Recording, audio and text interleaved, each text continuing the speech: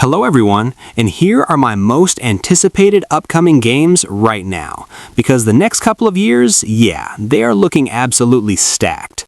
We've got the massive titles that everyone's talking about, but there are also quite a few that might not even be on your radar yet. But before we jump in, drop a comment below telling me the game that you are most hyped to play this year. Because one of my most anticipated games right now is the Blood of Dawnwalker.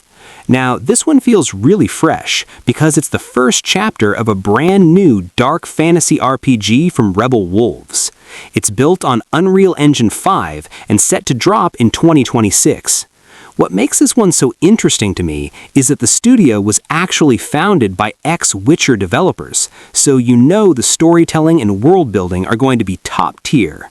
It looks like the kind of dark fantasy game that shows up, drops one awesome trailer, and suddenly we're all just waiting for it to consume our lives. Next up is Forza Horizon 6, and the hype is real for this one, because they are finally bringing the festival to Japan. We are looking at a May release, and honestly, the map looks absolutely gorgeous. From tearing through downtown Tokyo to hitting those insane mountain passes, it's going to be wild. Playground Games is packing this with over 550 vehicles right out of the gate, complete with totally revamped tuning and personalization. Plus, they're introducing player-owned garages that you can deck out and show off to your squad. I am already counting down the days until I can slide a custom skyline around those switchbacks. Subnautica 2 is another one that has to be on the list. So the game was pushed to 2026 for early access, creepy sound, and suddenly you're ready to jump back into the water. Plus, they're finally adding co-op, so now you and your friends can completely panic together when a Leviathan shows up out of nowhere. Saros from Housemarque is one that I've personally been keeping an eye on for a while. PlayStation is saying it launches on April 30th, 2026, and they are really pushing this beautiful but deadly alien world vibe. Now, if you know Housemarque from games like Returnal, you know this is going to be fast, stylish, and probably pretty punishing.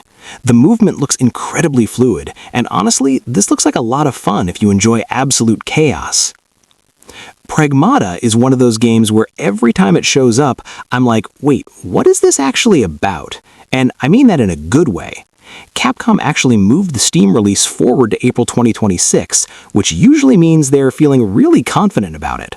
Following an astronaut and that weirdly powerful little girl, it's giving me some major Death Stranding vibes. It's got this weird sci-fi mystery to it, and the fact that we still don't fully understand it is exactly why I'm so hyped to play it.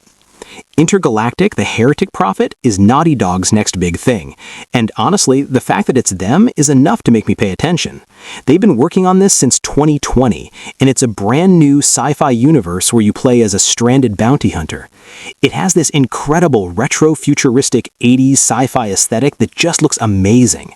Whenever Naughty Dog says they're building something totally new, I think it's safe to say we're all going to be there day one. Gears of War E-Day looks like it's going to be absolutely brutal. Xbox has tied it directly to their June 2026 showcase, which means this is going to be a massive focus for them. And honestly, it makes total sense. Going back to Emergence Day, seeing a young Marcus and Dom again, and getting that old-school, gritty, terrifying Gears combat is exactly what the franchise needs right now. Marvel's Wolverine is going to be a must-play in fall 2026. Insomniac Games is making this, and from what we know, it is going to be a mature, R-rated experience. It's incredibly dark and gritty, totally different from the bright and vibrant Spider-Man games. They haven't shown us too much yet, but honestly, that's just making the hype even louder. Whether we are fighting in Madripoor or the Canadian wilderness, it will probably be one of PlayStation's biggest games. Fable is back, and I feel like there's a lot riding on this one for autumn 2026. If you remember the old games, they had that amazing British humor, dumb side quests, and those really fun living worlds where you could just mess around.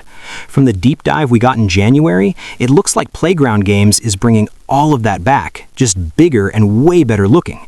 If they nail the charm of the original, I can see myself sinking hundreds of hours into it. The Witcher 4 is officially starting a new saga with Ciri, and this is going to be massive. Heck Demo and Unreal Engine 5, and seeing that new Lynx medallion in the snow just gave everyone goosebumps. The Witcher isn't just a game series anymore, it's basically an industry event. Following up the Wild Hunt is going to be almost impossible, but I cannot wait to see what they do with it. And obviously, wrapping up the list, it has to be Grand Theft Auto 6. It would be an absolute crime to make an anticipation list and leave this one out. Rockstar has locked in November 19th, and honestly, getting pushed back only poured gasoline on the hype sire. Stepping back into Vice City with modern hardware, following Jason and Lucia's chaotic story, it's going to be a total game changer.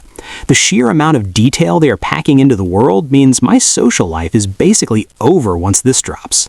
Let's just pray it sticks to that November deadline. So there you have it. I think the next couple of years are looking absolutely stacked. Literally every single game I've mentioned today, I want to play. Now, these are, of course, just my personal choices, so let me know the games that you were most anticipated for down in the comments. Thanks for watching. Please drop a like and subscribe, and I'll see you in the next one.